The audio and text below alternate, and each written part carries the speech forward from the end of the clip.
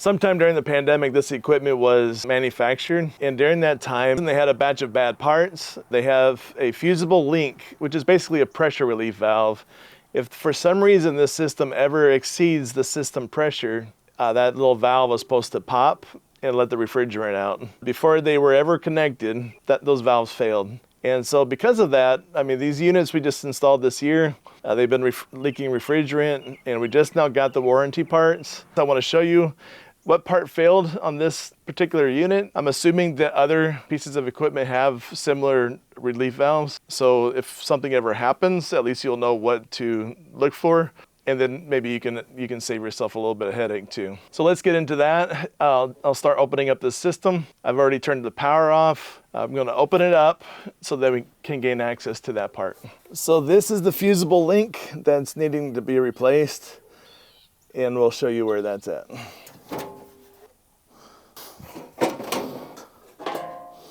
All right, so once you have the covers removed, you have access to what you need to get to. So the first thing we have to do is recover the refrigerant. So we're gonna set up the recovery machine here in order to recover this without using the air conditioner's compressor. Open up the refrigerant flow so that it can start pulling, pressurizing the system. You're gonna purge the air out of this line by opening this up. Okay, small refrigerant. Open up this and recover. So you just have to wait until that's done. Okay, so get into this unit. We've got to gain access to here.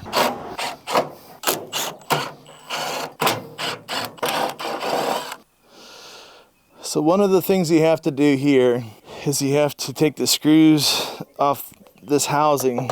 So you need to take all the screws out in order to separate this from the shroud that holds the circuit board. So there's a screw here, screw here, screw here. You got a screw over here. Now, one of the trickiest ones is back under there. So I gotta get to that one. And I believe that'll be all the screws. So if you take a screwdriver that has a 1/4 inch notch and put an extension with a 5/16 driver, makes it super easy, or at least a lot more easy, to just reach back up in there.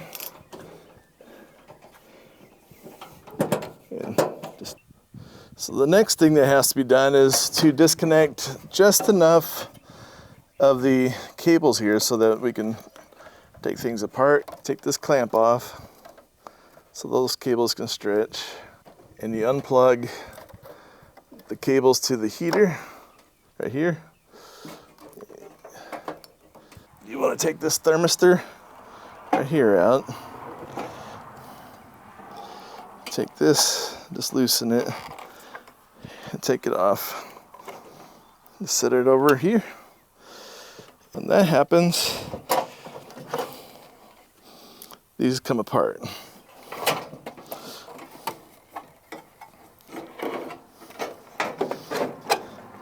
I just set that over there to the side. Pull this over.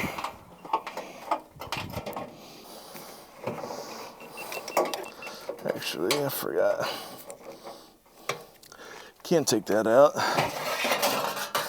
Okay, so now that shroud that was here is out of the way, I have full access to that part. So a couple of crescent wrenches, that'll come right out. And just take this off. So this little relief valve right here popped out. That's just a bad part. Don't install it dry. I used to apply way too much. Found out a little bit goes a long way. Put a little bit here. I'm going to seat that right there, make sure it's good and set, and then just thread it on.